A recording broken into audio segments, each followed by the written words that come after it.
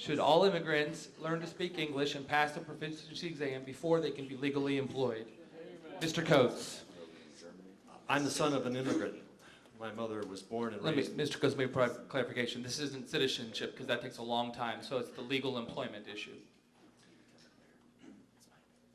I'm the son of an immigrant. My mother came from Sweden with 5 sisters and 2 brothers and her mother. Her father had come earlier, started a farm. They were coming to join him after he qualified and after they qualified. On the ship coming into Ellis Island, her mother gathered them. This is a story I'll never forget because my mother told us as we were young and over and over. Her mother gathered all the children together and said, from this point forward, I don't ever want to hear another word of Swedish. We are Americans now, and we're going to speak English. Immigration reform has to be addressed and addressed immediately.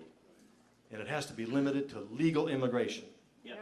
And no excuse, no other circumstance that allows illegal immigrants to stay in this country needs to be accepted.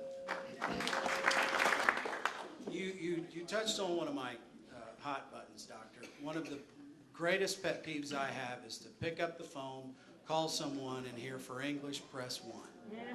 This is the United States of America. It's an English-speaking nation. I'm glad we are a nation of immigrants. We are the beacon of freedom and hope for the American dream to the rest of the world. But it's time that we make English the official language of the United States of America. Absolutely. Have them sign a proficiency or take a proficiency exam.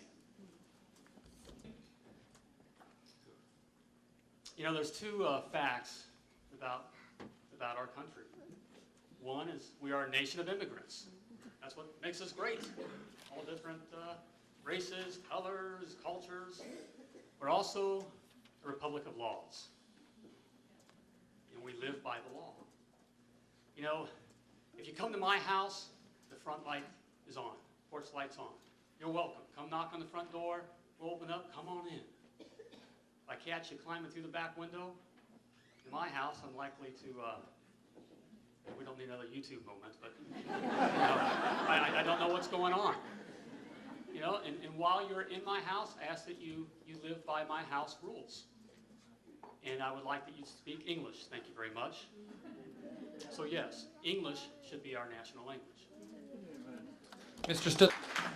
My family first came to the United States from Switzerland, and I'm a 12th generation American. And even though they came over here speaking German for many, many generations, up until about 3 generations ago, my family either spoke German or Pennsylvania Dutch. If you can't tell by the last name. But when World War II happened, my family realized the importance of speaking English. I don't know that we have to make such a big deal about it being our law, but I do believe it's important. But you know what? There's other benefits to it. The benefit of communicating, becoming a community, understanding each other. That's why it's so important. We can beat about why it needs to be the law, but that's what we get if it is the law. I actually carried a constitutional amendment here in Indiana, making English the official language. But there's benefits that we need to convince people why this is so important. Required for lawful employment in the United States? Yes. I served as chairman of the subcommittee on immigration, border security, and claims from 2003 to 2007, and in that capacity stopped amnesty from being considered in the United States House of Representatives after it was already passed out of the Senate in 2006 under the name Hagel-Martinez. We did not consider it because of my opposition and the opposition of the chairman of the full committee, as well as a lot of other Republicans that weren't happy about doing it. So we don't have amnesty today as a result of the 2006 United States House of Representatives. I believe that it would not be difficult for this provision to be made law, given that if you're legally coming into the country to work, in many cases you are in a non-immigrant status, a non-immigrant visa, and it would be a requirement that I think would be useful. Right now, if you become an immigrant, if you're an immigrant and you're coming to the country as a result of a variety of things, which should be controlled ultimately, legal immigration, there is not that requirement, and you don't necessarily work, and you're not authorized to work. But to be authorized to work in the United States, I believe it would be very helpful to require them to speak English. Thank you, Mr. Hostetler. Would anyone like to